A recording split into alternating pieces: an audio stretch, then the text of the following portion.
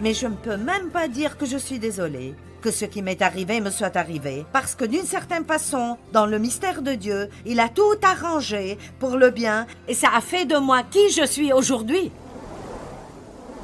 Ce soir, la parole que je veux vous amener est intitulée « Nous pouvons le faire ».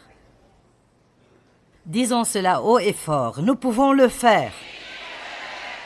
Très bien, Matthieu 11, verset 12. Merci, Père, pour la parole.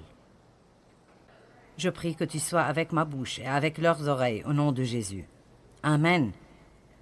Mais depuis les jours de Jean-Baptiste jusqu'à maintenant, le royaume des cieux est pris par violence, et les violents le ravissent par la force comme un prix précieux. Une part du royaume des cieux est cherchée avec un zèle ardent et de l'effort intense. Un zèle ardent et de l'effort intense. Il n'y a rien de passif dans cette déclaration.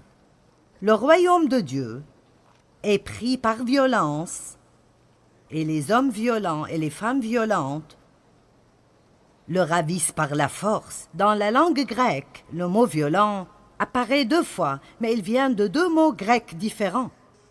Le premier, le royaume de Dieu est pris par violence, veut dire est attaqué. Combien de vous ont remarqué que le royaume de Dieu subit de grandes attaques de nos jours? Je veux dire, ça m'épate juste au cours de ma vie. Le mouvement que j'ai vu, vraiment même juste dans ces 10 ou 15 dernières années, combien de personnes essaient juste d'enlever Dieu de tout, et c'est si triste. Et vous savez, les gens qui ne croient pas en Dieu ne changeront rien du tout. Alors si quelque chose doit changer, ça doit être nous. Nous allons devoir nous lever et faire connaître son nom partout dans le monde aujourd'hui. Allez, donnez gloire à Dieu. Et je suis sérieuse quand je le dis. Comment pensez-vous que ça changera notre monde si chaque personne qui dit être chrétienne sortait dans son secteur de la société et agissait comme un chrétien? Ceci va plus loin que de juste aller à l'église et de penser que nous avons accompli notre devoir parce que nous y sommes allés. Ou nous avons lu le psaume 23. Nous devons être violents. Et le deuxième mot violent ici veut dire l'énergétique, le confiant, le courageux, l'audacieux et le brave. Mais laissez-moi vous poser une question plutôt sérieuse. Êtes-vous prêts? Avez-vous même pensé à cela? Êtes-vous prêt à vraiment tenir bon et à vivre ce que vous dites que vous croyez si les temps deviennent plus difficiles?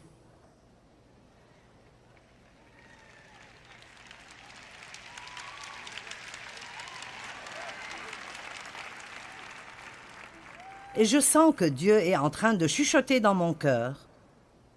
Tu dois commencer à préparer les gens. Ce ne sont pas de mauvaises nouvelles et des nouvelles menaçantes. Ce n'est pas « Oh, nous devons tous errer et avoir peur ».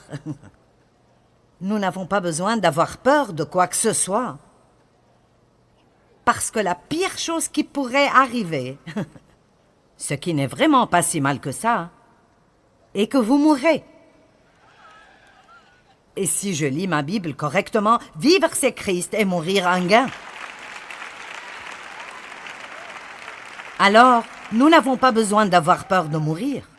La peur de la mort paralyse les gens, mais la vérité est que la mort n'est pas une mauvaise chose. Ce qui est mauvais est si vous ne mourrez pas en Christ. Mais si vous mourrez en Christ et vous vous accrochez, confiant en lui, jusqu'à ce que vous expiriez, vous êtes dans la victoire où il n'y a plus de peine et plus de tristesse et plus de larmes et plus de pleurs.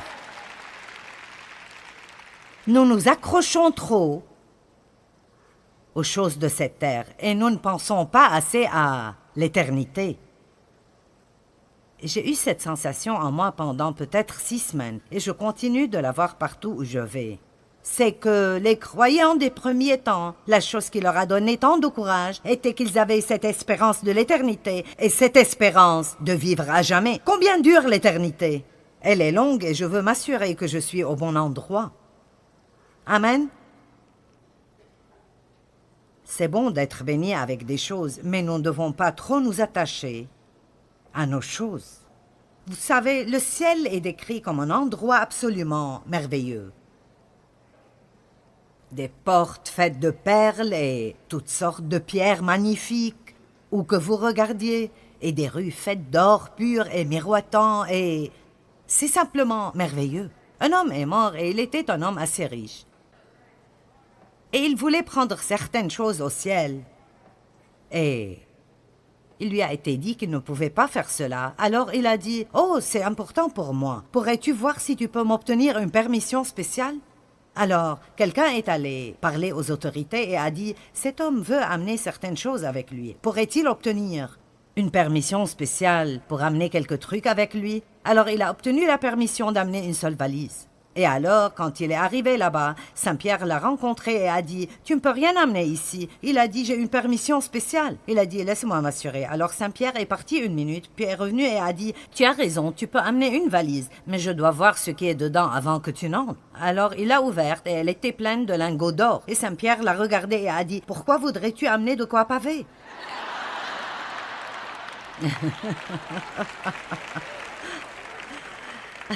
Allons, ce que nous adorons ici, nous allons marcher dessus là-bas. Amen.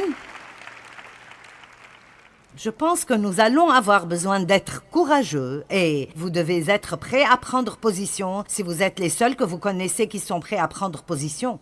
Nous devrons peut-être être prêts à perdre des amis. Ou bien être prêts à perdre votre travail parce que vous refusez de compromettre votre intégrité et vos normes morales pour garder ce travail. Allez. Et je suppose que je veux juste penser, sommes-nous prêts? Sommes-nous préparés? Et je pense que ceux de nous qui sont appelés à enseigner dans le corps de Christ doivent s'assurer que nous prêchons un message encourageant et édifiant et merveilleux qui remplit les gens d'espérance. Mon nouveau livre qui sort le printemps se rapporte à l'espérance. Continuez à espérer, j'aime beaucoup l'espérance. Je crois que nous devons tous avoir l'espérance, mais je ne veux pas que vous ne soyez pas préparés. Je veux savoir si vous n'êtes pas seulement préparés à aller au ciel, mais si vous êtes prêts à tenir ferme et à vraiment prendre position pour Christ et à ne pas seulement dire « levez-vous pour Christ ». Mais sommes-nous prêts à le faire dans la société où ça comptera vraiment? Amen. C'est bien que vous soyez semi-enthousiasmés, mais je veux plus d'enthousiasme. Je ne sais pas pour vous, mais j'ai vécu trop d'années de ma vie dans la peur. La peur de ce que les gens pensent, de ce qu'ils diraient, de ce qu'ils feraient, de s'ils m'abandonneraient, me rejetteraient, de si je ne suis pas invité à la fête, de si personne ne déjeune avec moi. Et vous savez quoi? Je refuse de vivre dans la peur plus longtemps. Parce que vous savez ce que j'ai découvert? S'il n'y a que moi et Jésus, je peux le faire. Et vous aussi.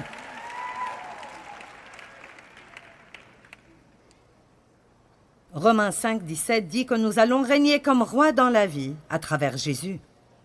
Est-ce que vous régnez sur vos circonstances ou est-ce qu'elles règnent sur vous? Et régner sur elles ne veut pas dire que vous avez ce super pouvoir de faire pfft et tous vos problèmes disparaissent. Régner dans la vie à travers Christ veut dire que quoi qu'il arrive, vous savez toujours qui vous êtes en Christ. Vous croyez toujours qu'il vous aime, vous avez toujours la paix et vous portez toujours du bon fruit et vous aidez d'autres personnes. Amen. Luc 10, 19 est un de mes versets préférés. Regardons-le. Voici, je vous donne l'autorité et le pouvoir de marcher sur les serpents et sur les scorpions.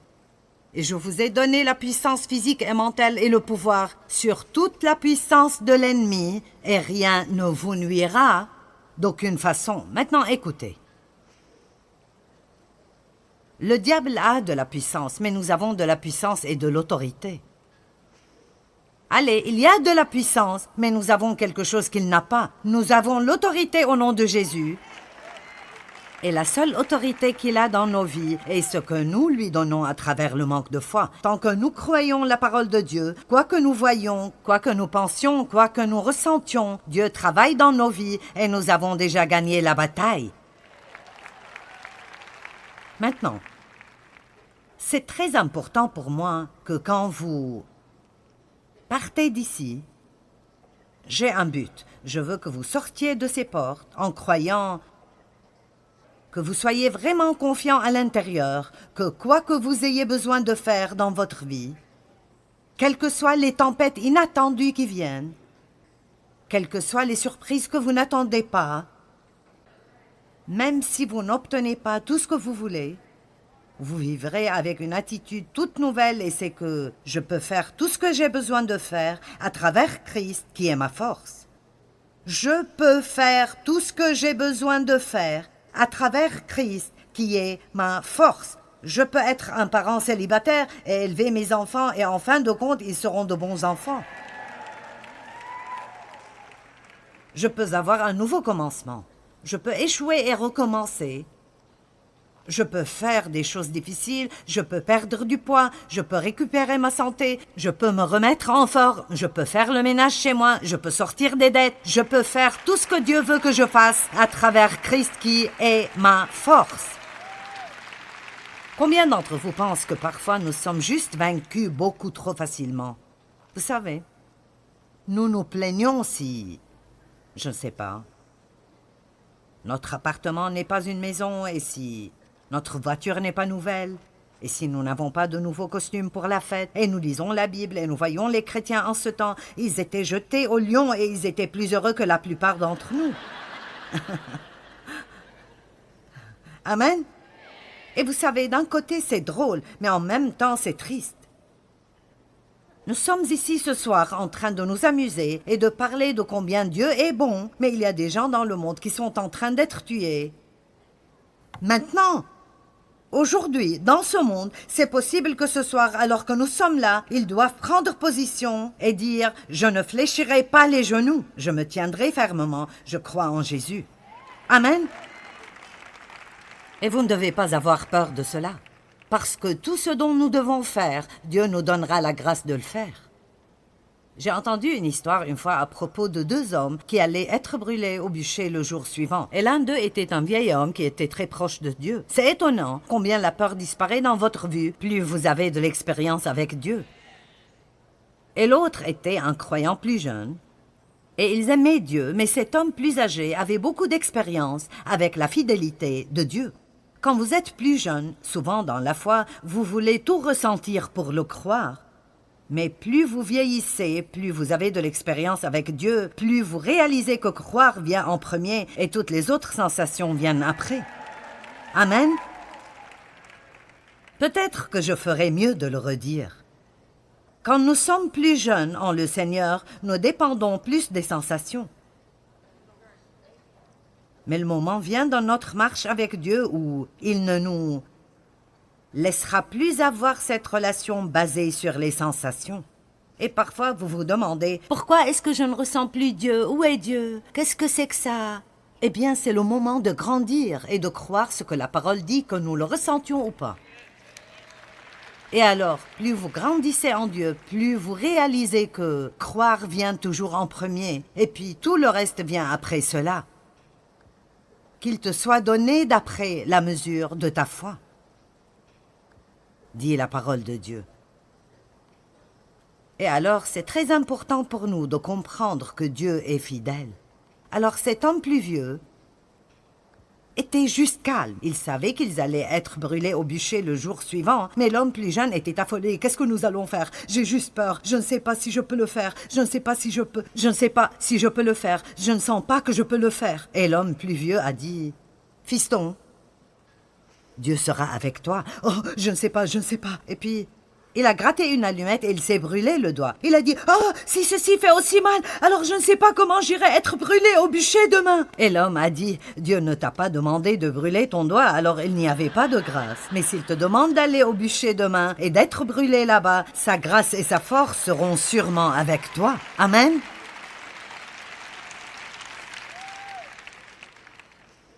Ne vivons pas dans la peur. La Bible dit que dans les derniers jours, les cœurs des hommes succomberont à la peur. Mais prenons une décision. Je ne laisserai pas la peur être le facteur qui règne dans ma vie. Amen.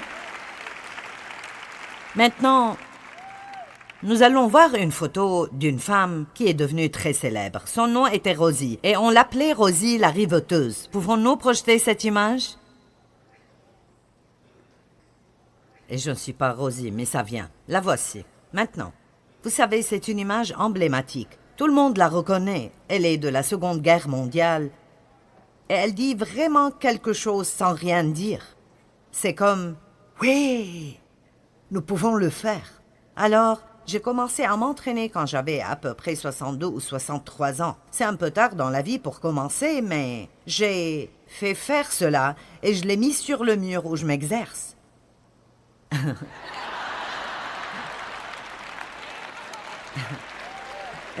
Et nous avons ces petites choses partout ce week-end parce que je veux que vous croyiez tous que vous pouvez le faire. Donc voici certaines des images que nous avons prises ce week-end de certains d'entre vous. Vous chercherez pour voir si vous vous trouverez là-dedans. Rosie la riveteuse était l'image emblématique qui a été utilisée pour recruter des femmes dans l'industrie des munitions pendant la Seconde Guerre mondiale. Et j'ai fait assez de recherches sur cela parce que c'était vraiment un temps magnifique. Il y a eu d'autres images comme celle-là, mais celle-ci est devenue la plus célèbre. Un riveteur était une personne qui opérait la machine à riveter, et c'était un travail qui serait absolument sans précédent pour une femme à cette époque. Au moment où la Deuxième Guerre mondiale est terminée, et je vous donnerai juste des chiffres ronds ici, nous avons produit près de 300 000 avions, 103 000 chars d'assaut et canons automoteurs, 372 000 pièces d'artillerie, 47 millions de tonnes de munitions pour l'artillerie, 87 000 bateaux de guerre, 44 millions de balles pour armes de petit calibre, des munitions. Time Magazine a appelé la production un miracle et elle ne serait pas arrivée sans les femmes.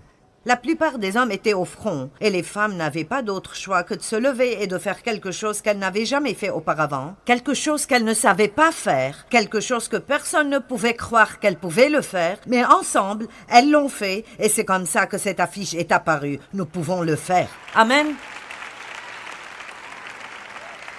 Mon message pour vous ce soir est que nous pouvons le faire. Mais c'est un peu différent que vous le pensez, oui. Si nous nous unissons, nous pouvons faire des choses extraordinaires. Mais je veux vous donner un nouveau nous. Votre nous et mon nous et le Père, le Fils, le Saint-Esprit et moi. Tout le monde dit mon nous et le Père, le Fils, le Saint-Esprit et moi. Nous devons réaliser que nous avons toujours une équipe avec nous, Dieu le Père, Jésus le Fils, le Saint-Esprit et tous les anges dont la Bible nous dit qu'ils sont avec nous tout le temps pour nous protéger et nous éloigner du mal. Nous faisons partie d'un grand groupe. Et donc, nous n'avons pas besoin de vivre dans la peur. Il vous confiera à ses anges pour qu'ils vous protègent et vous défendent dans toutes vos manières d'obéissance et de service. Vous savez, ma mère vivait dans la peur de mon père. Si vous avez entendu mon histoire, vous savez que j'ai été abusée sexuellement par mon père et... Je veux dire, il était très méchant et il l'a maltraitée. Il l'a frappée régulièrement. Il a pratiquement détruit la vie de mon frère. Et ma mère savait ce qu'il me faisait et elle ne faisait rien à ce propos. Et ça m'étonne toujours qu'elle ne faisait rien du tout. Ça m'étonne qu'elle ait pu ne rien faire. Mais vous savez pourquoi elle ne faisait rien? Elle avait peur de ne pas pouvoir s'occuper d'elle-même si elle ne l'avait pas. Et pour moi, c'était une des choses les plus tristes. Je ne pense pas qu'il y ait quelque chose qui m'exaspère autant que les gens qui donnent des excuses à propos de ce qu'elles ne peuvent pas faire. Et c'est en partie la raison pour laquelle je suis comme je suis et pour laquelle je m'emporte un peu tout le temps. Mais écoutez, vous pouvez faire tout ce que vous devez faire à travers Christ qui vous fortifie. Vous dites, eh bien, peut-être que ta mère n'était pas chrétienne. Ce qui est intéressant est que ma mère était une croyante, mais elle était une croyante qui ne croyait pas. Et je pense que nous avons des millions de personnes comme ça. Elles s'assoient à l'église, elles croient que Jésus est mort pour leurs péchés, Mais ils ne croient pas vraiment qu'ils sont en Christ et ils ne croient pas vraiment qu'ils sont plus que conquérants, que la puissance du Saint-Esprit est avec eux et alors ils ne font rien et ils laissent le diable et les gens leur marcher dessus quand ils devraient se lever et dire « Dieu, je veux que tu me diriges et que tu me guides et je ferai ce que tu veux que je fasse. Je me moque de combien ça coûtera. »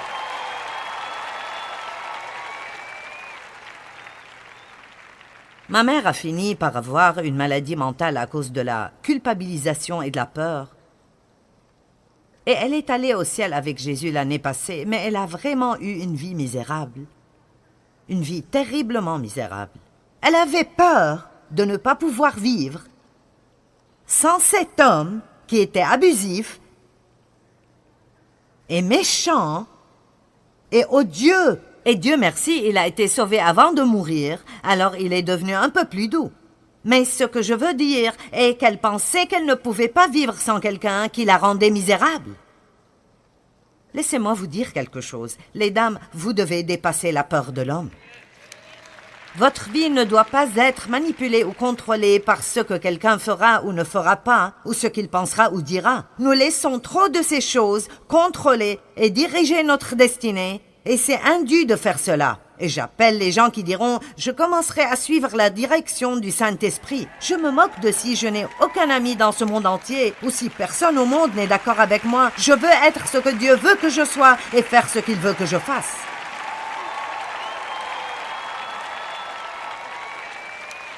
Il y a des gens qui auraient probablement aimé venir à cette conférence, mais ils ne sont pas venus à cause de ce que certains... J'essaie de trouver un mot qui ne serait pas grossier, mais je ne peux pas. Certains de leurs amis, plutôt gandés, difficiles et religieux, pourraient penser. Ils me regardaient en cachette à la télé, mais ils n'aimeraient pas être attrapés avec nous. Allez, nous ne pouvons pas nous faufiler dans la victoire. Si nous voulons vraiment avoir la victoire, alors nous devons nous lever et agir comme si nous croyons vraiment que Jésus est vivant et être déterminés d'avoir la vie qu'il veut que nous ayons. Nous pouvons le faire. Nous pouvons faire tout ce que nous avons besoin de faire. Ces femmes dans la Deuxième Guerre mondiale, c'était en temps de guerre. Puis-je vous dire quelque chose? Nous sommes en temps de guerre. Nous sommes en guerre maintenant. Nous sommes en guerre contre le diable. Nous avons la guerre contre nos pensées. Nous avons la guerre contre nos émotions. Il y a la guerre contre nos enfants. Il y a la guerre contre le concept et l'idée en entier de Dieu comme créateur. Partout où vous regardez, il y a la guerre contre tout ce qui est bon et moral et droit. Et une fois de plus, ce ne sont pas les non-croyants qui changeront la situation, ce doit être nous. La vérité est que chacun d'entre nous devrait sortir, chacun dans notre petite partie de la société, et d'être ce que nous déclarons être, et d'agir comme si nous croyons ce que nous disons que nous croyons. Je ne demande à personne d'aller faire une émeute, je vous demande juste de sortir et d'agir comme un chrétien. Nous n'avons pas à nous excuser pour le fait de croire en Dieu. Nous ne devons pas être odieux à ce propos et marcher au bureau chaque jour en priant, en marmonnant et en ayant une attitude religieuse et orgueilleuse, mais nous devons être audacieux dans notre foi. Amen. On est en guerre. Les armes de notre guerre ne sont pas charnelles, mais elles sont puissantes pour la destruction des forteresses. Nous sommes dans une guerre morale aujourd'hui. Laissez-moi vous poser une question. Où sont les Daniel, les Shadrach, les Meshach et les Abednego? Où sont les Esther et les Ruth et les gens comme ça?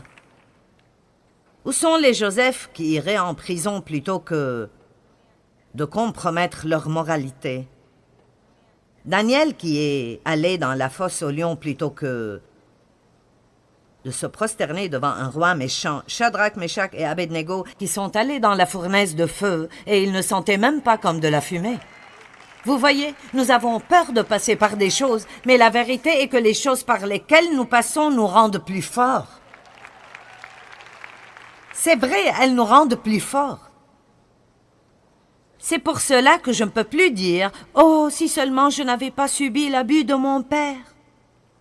Et ça paraît fou pour quelqu'un qui n'a peut-être pas encore eu cette expérience avec Dieu, mais quand j'ai commencé, si seulement je n'avais pas été abusée, eh bien, si j'avais juste eu de meilleurs parents, alors j'aurais pu faire quelque chose. Et j'ai finalement été fatiguée de faire cela, et j'ai regardé la parole de Dieu, et j'ai découvert que je pouvais avoir une bonne vie quand même. Mais même alors, pendant des années, c'était comme, eh bien, si seulement je n'avais pas subi d'abus. Vous savez, s'il n'y avait juste pas ce point difficile là dans ma vie, et un jour je disais à quelqu'un, si seulement je n'avais pas subi d'abus, et c'était presque comme si je ne pouvais plus le dire. Ce n'était plus juste du tout. Et j'ai arrêté et j'ai pensé, tu sais quoi? Ça paraît fou, je sais, mais je ne peux même pas dire que je suis désolée, que ce qui m'est arrivé me soit arrivé, parce que d'une certaine façon, dans le mystère de Dieu, il a tout arrangé pour le bien, et ça a fait de moi qui je suis aujourd'hui. Dieu fait concourir toutes choses au bien. Cette chose n'était pas bonne, elle ne venait pas de Dieu, mais il l'a faite concourir avec les autres choses. Et maintenant, je dis ce que Satan a utilisé pour le mal, Dieu l'a utilisé pour le bien. Et je veux vous dire que la même chose est vraie dans vos vies. Ce que Satan vous a pris, il devra vous le rendre cette fois. La chose qu'il vous a faite, vous allez vous retourner et faire du bien à cause d'elle. Amen. Nous pouvons le faire.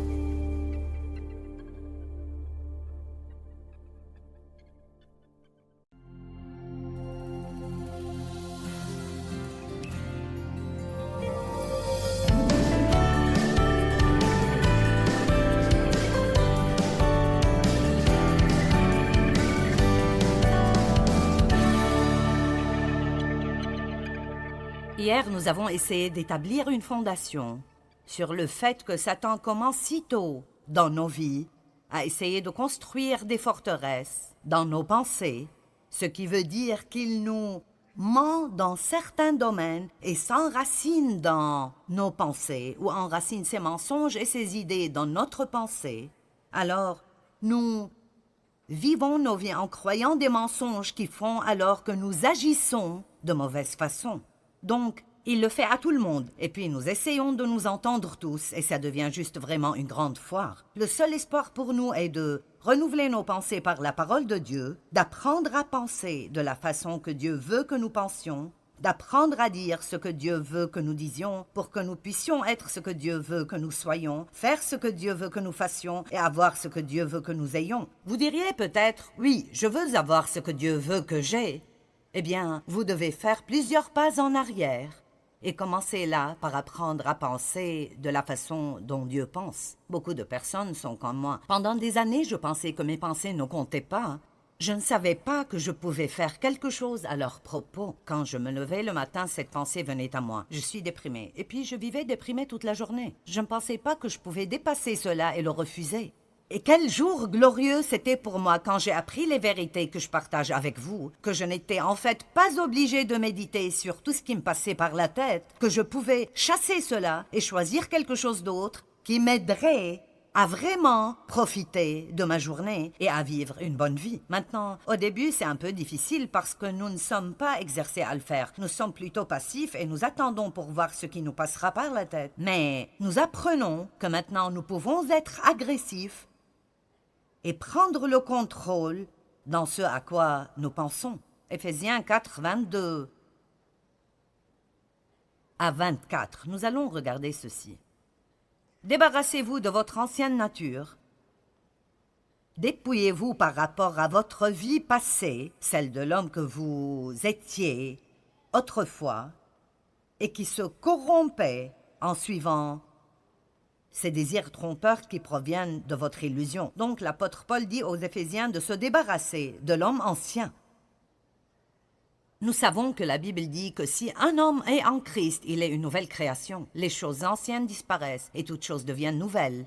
Mais il y a une coopération que nous devons avoir pour travailler avec le Saint-Esprit, parce que bien que je sois une nouvelle création, je dois me débarrasser de cette ancienne nature.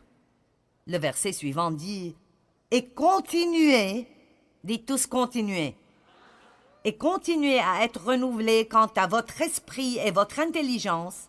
Ayez une attitude mentale et spirituelle nouvelle. Et le verset suivant « Et à vous revêtir de l'homme nouveau, la nature régénérée, créée conformément à la pensée de Dieu, pour être juste et saint conformément à la vérité. » Donc nous voyons que nous devons nous débarrasser de l'homme ancien et de nous revêtir de l'homme nouveau.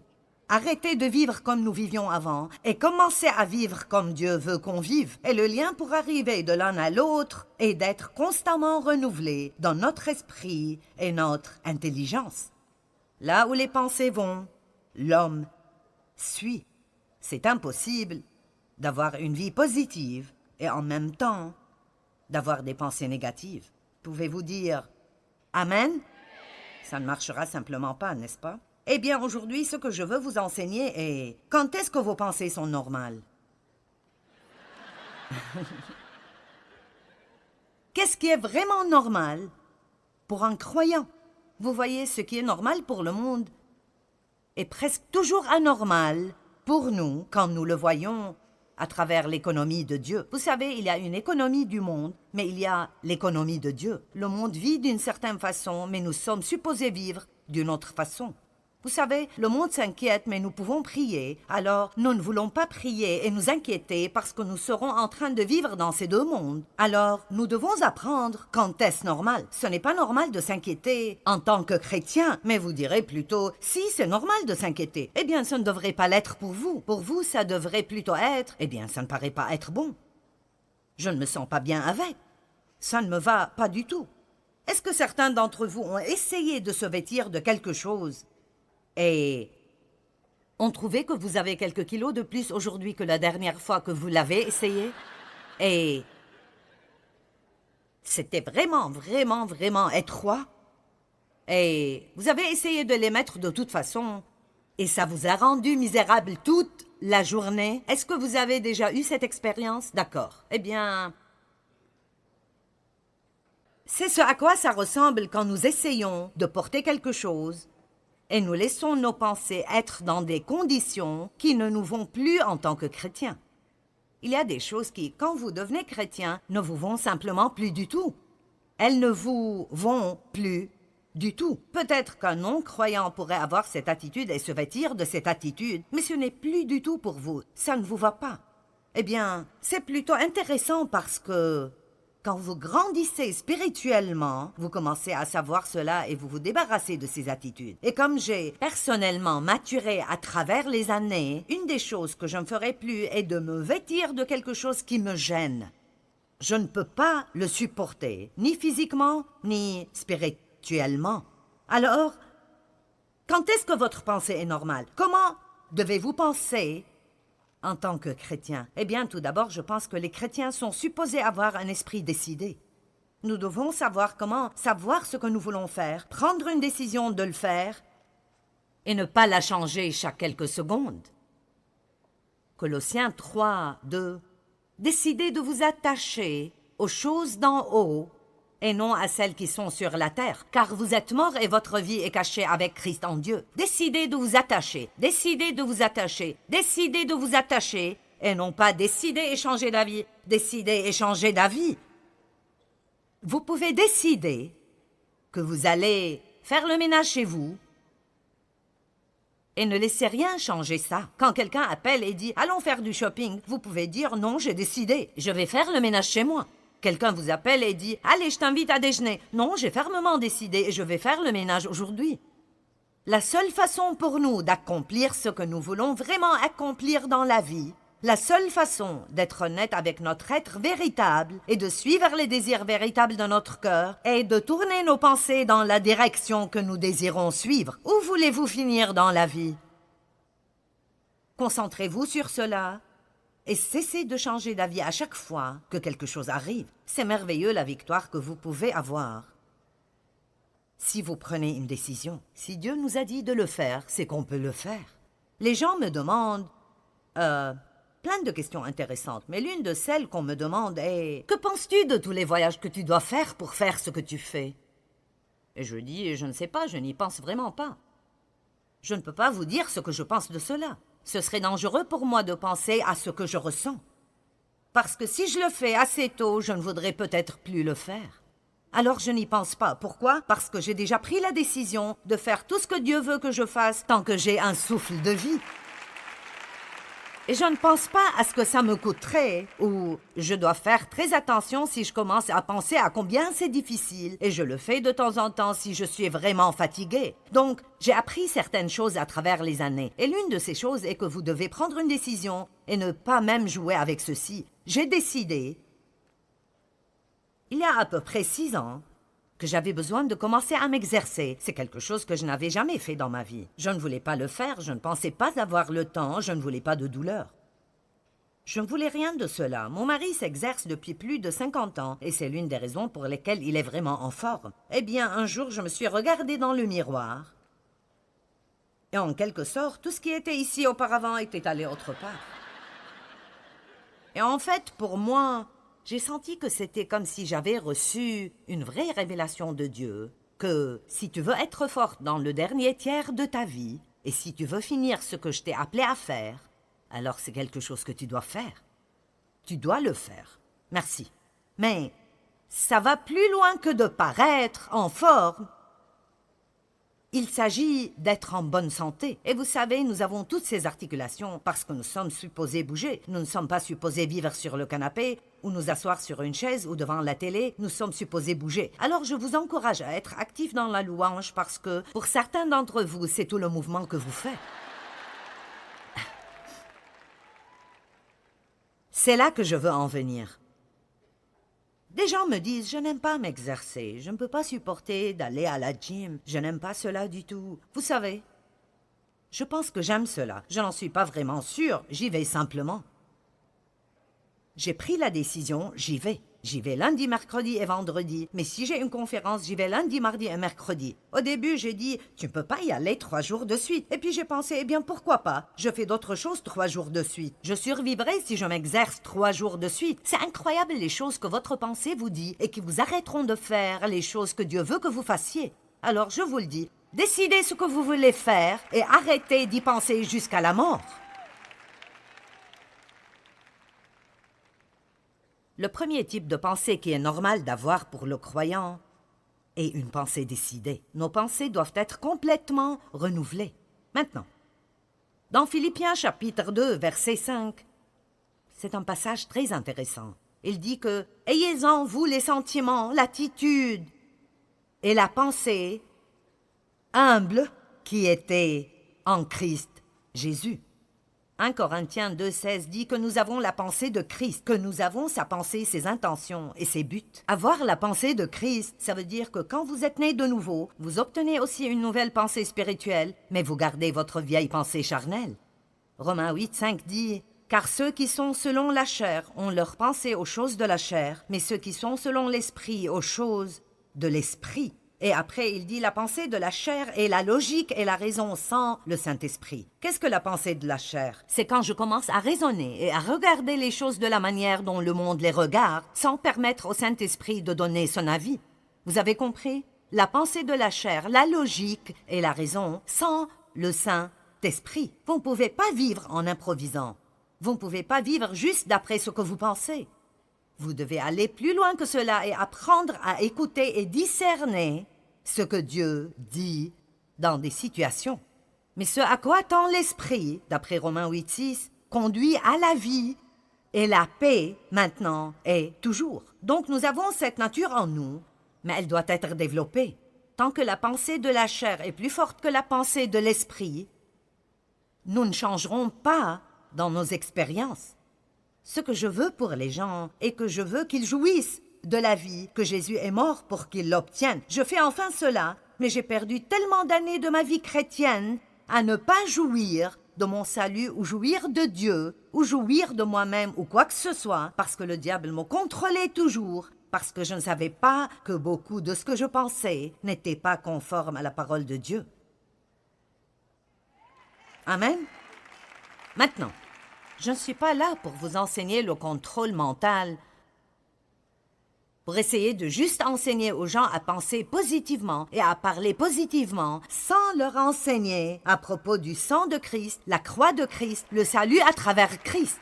N'importe qui peut juste décider de penser positivement, et oui, vous obtiendrez quelques résultats. Mais je ne parle pas d'obtenir quelques résultats d'un principe du monde. Je parle de vivre la vie que Jésus est mort pour que vous l'ayez. Et non seulement ceci, tout ce que le diable pourrait imaginer, il ne peut l'imaginer que parce que c'était l'idée de Dieu d'abord. Et alors, Dieu est celui qui nous enseigne à penser positivement, et comme les chrétiens étaient trop...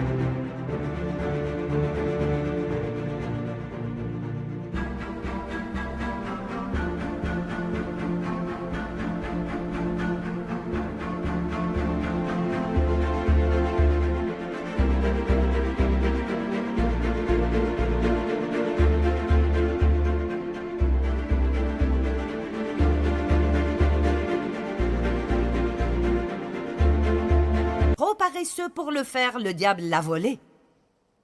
Alors maintenant, il le transforme en une chose bizarre, farfelue, occulte, nouvel âge, qui jette Dieu hors de tout. Mais nous ne laisserons pas le monde avoir ce que Dieu nous a donné en premier. Ayez en vous les sentiments qui étaient en Jésus-Christ. Qu'il soit votre exemple dans, l'humilité. Pouvons-nous parler pendant peut-être 3 minutes de l'humilité? Un esprit humble. Savez-vous que vous ne pouvez pas grandir et je ne peux pas grandir dans la parole? Je ne peux même pas recevoir la parole, ni vous recevoir le message que je partage avec vous aujourd'hui. Si vous ne l'approchez pas avec un esprit humble, vous devez approcher chaque réunion d'église en disant « Oui, j'ai besoin de ça.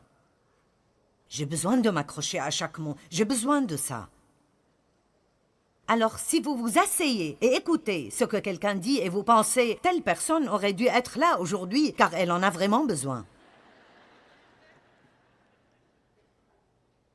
Ou avez-vous été déçu quand un prédicateur vous a partagé ce qu'il allait dire parce que vous croyez que vous saviez déjà tout à ce sujet? Je l'ai fait. Oh, mais vous savez, je savais déjà ça. Eh bien, plus maintenant. J'ai besoin de tout. J'ai besoin de tout. J'ai besoin d'être rappelé à chaque fois que je peux être rappelé. J'ai besoin que vous me le disiez encore et encore et encore. Seul un esprit humble peut être enseigné quoi que ce soit. Seule une personne avec un esprit humble peut recevoir une correction. Nous devons vouloir grandir. Nous devons vouloir apprendre. Romains 12:3 dit « N'ayez pas de vous-même une trop haute opinion. N'allez pas au-delà de ce à quoi vous devez prétendre. » Maintenant, ce message est peut-être pour quelqu'un qui regarde à la télé aujourd'hui. Peut-être que vous avez un problème avec ceci. Et alors, nous allons juste vous parler parce que je sais qu'aucune de ces personnes n'a un problème avec ça. Nous avons juste tous cette belle et humble pensée. Qu'est-ce qui arrive quand nous n'avons pas une pensée humble et quand nous avons une trop haute opinion de nous-mêmes? C'est que nous commençons à mépriser d'autres personnes. Nous commençons à avoir beaucoup de pensées critiques et de jugements, et nous en parlerons plus tard. Un esprit humble n'est pas un esprit qui pense bassement de lui-même. Dieu ne vous demande pas d'avoir une mauvaise opinion de vous-même. Il ne veut pas que vous ayez une mauvaise opinion de vous-même. Il veut que vous vous valorisiez. Il veut que vous voyiez vos dons et vos talents, vos capacités. Il veut que vous vous aimiez d'une façon équilibrée, mais il ne veut pas que nous pensions que nous sommes meilleurs que quiconque. Donc vous êtes peut-être mieux éduqués que d'autres personnes, mais cela ne vous rend pas meilleur que quiconque. Vous pouvez peut-être apprendre plus vite que d'autres, mais cela ne vous rend pas meilleur qu'eux. Je communique peut-être mieux que d'autres, mais cela ne me rend pas meilleur qu'eux. Quelqu'un, peut-être, quand vous regardez dans les rangs de... Disons, si vous avez une centaine d'artistes, peut-être qu'un est meilleur que l'autre. Cela ne les rend pas meilleurs l'un que l'autre aux yeux de Dieu. J'aime un verset dans Colossiens qui dit « En Christ, toute distinction disparaît ». N'aimez-vous pas cela?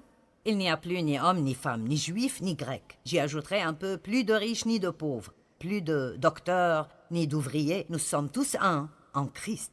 Amen. Tous un en Christ. 1 Pierre 5,6 dit « Humiliez-vous donc sous la puissante main de Dieu afin qu'il vous élève au moment voulu. Une personne à l'esprit humble peut attendre Dieu. » Une personne à l'esprit humble n'a pas besoin de dire « Eh bien Dieu, je ne comprends pas pourquoi tu ne fais pas ceci. Je suis prêt pour ceci, je veux ceci. » Elle peut dire « Eh bien Dieu, j'ai mis ma demande devant toi et je crois que tu répondras juste au bon moment. Je fais confiance en le temps que tu choisis dans ma vie. » Alors je veux commencer par avoir une pensée humble. Mais maintenant, je veux que nous allions vers d'autres choses. Le chapitre 9 de ce livre, le champ de bataille de la pensée, se rapporte aux pensées de doute qui viennent. Le fait que nos pensées sont vraiment partout est l'un des plus grands problèmes que nous avons aujourd'hui. Le monde dans lequel nous vivons est absolument plein de distractions. C'est étonnant comment nos pensées trouvent que c'est difficile de rester avec ce que nous faisons. Maintenant, c'est pour cela que Satan travaille si dur pour amener des distractions. Je vais faire un commentaire qui se rapporte aux réunions d'église. Les pasteurs m'aimeront après cela.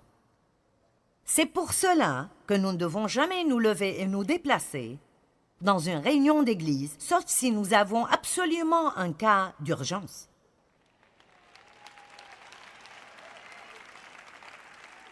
Et je ne veux blesser personne quand je dis ceci, mais honnêtement, si vous n'avez pas un besoin urgent, c'est vraiment simplement très égoïste.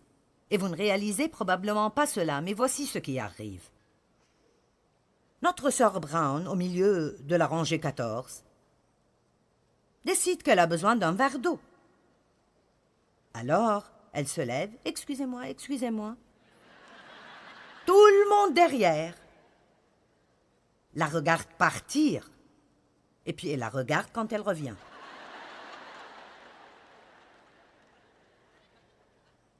Puis il la regarde revenir dans la rangée. Et le pasteur est là où, si ça arrive à l'une de mes conférences, je suis là, je partage mon cœur avec les gens, j'essaie de changer leur vie à travers une parole, j'ai passé des heures et des heures à étudier et à me préparer, et maintenant tout le monde...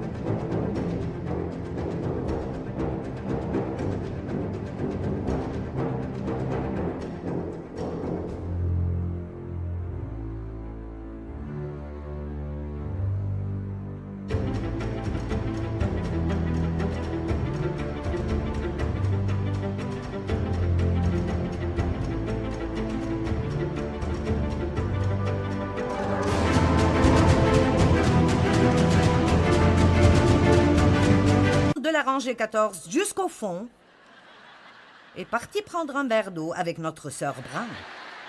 Ils ont admiré son chapeau, ils n'ont pas aimé ses habits. Ils l'ont regardé qu'elle y allait alors qu'elle revenait. Ils se sont tous demandé où elle va et qu'est-ce qu'elle fait. Nous vivons dans une ère de distraction.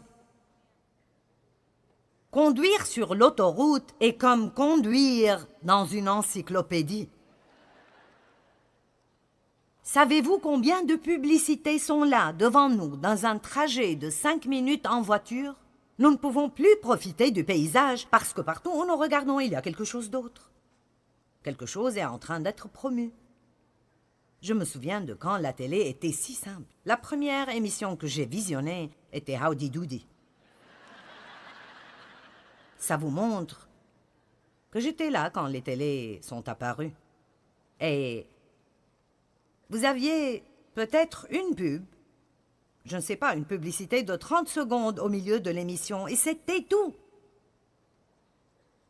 Maintenant, dès que vous commencez à être intéressé,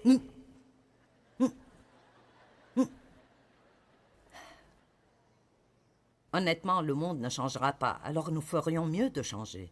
Et l'un de mes objectifs, et je travaille sur cela depuis un moment, parce que j'ai des problèmes dans cette région aussi, j'ai une pensée très chargée. Et je trouve cela défiant de me concentrer sur ce que je fais. Mais je travaille avec Dieu sur cela depuis un moment, et je travaille toujours dessus parce que nous nous fourrons dans beaucoup de troubles, et nous manquons beaucoup de choses que Dieu a pour nous parce que nous ne nous concentrons pas sur ce que nous faisons. Savez-vous combien vous pouvez apprendre si vous pouvez vraiment vous concentrer et absorber chaque mot qui est dit? Il y a à peu près 6 semaines, j'ai trébuché sur des marches faites en pierre et je me suis blessé le bras. J'ai toujours des cicatrices ici à cause de cela. Je me suis fait mal au genou et je me suis cassé le gros orteil. Maintenant, je suis passé par beaucoup de peine.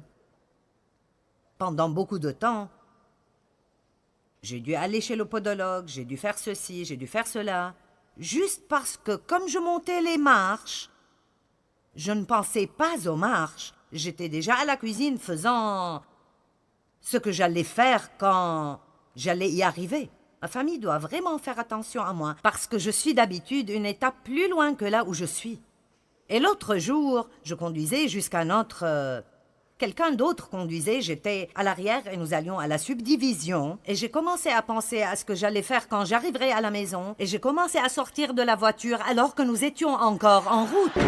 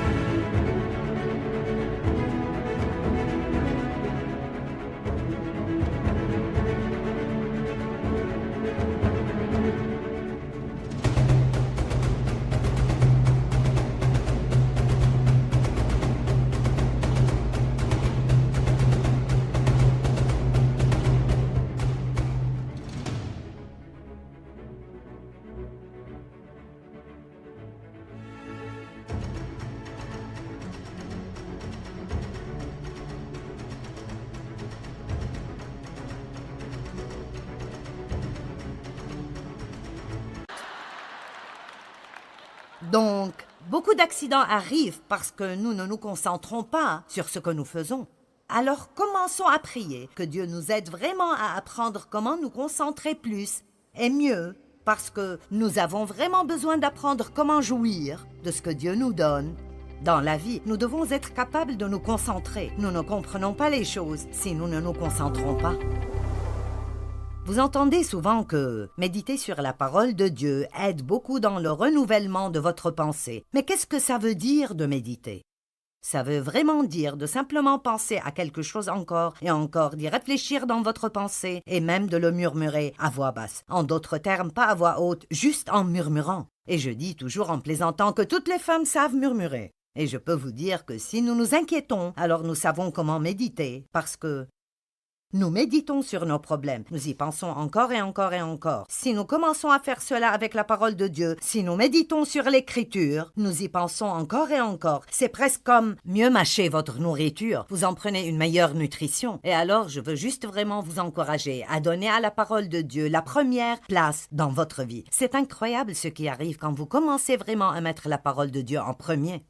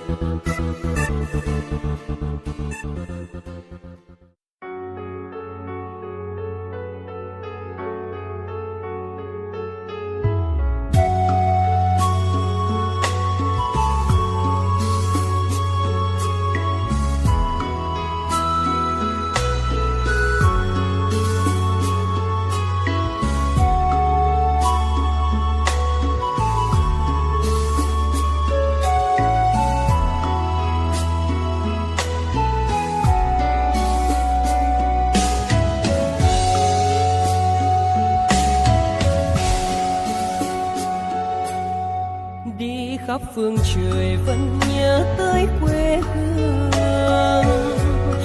Người về đây thăm làng Trù quê mẹ và làng Sen quê cha, xúc động bồi hồi người rơi giọt lệ, thương mái nhà tranh thương đất mẹ nghèo, đi suốt cuộc đời mới được thăm.